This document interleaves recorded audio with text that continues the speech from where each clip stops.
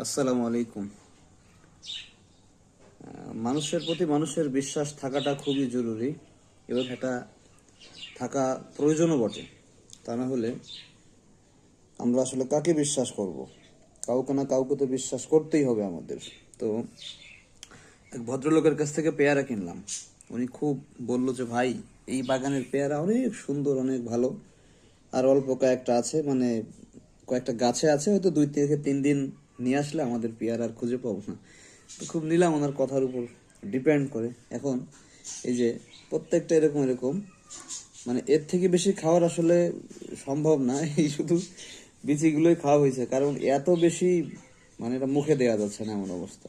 তো ওনার ভাষ্য অনুযায়ী ওই যে বলে কি যে মানে ধোকায় পড়ে গেছিলাম আর কি, ওনার কথার প্রেমে পড়ে গেছিলাম, যার কারণেই নিয়ে আসছি। কিন্তু এখন এর কন্ডিশন খুবই বাজে।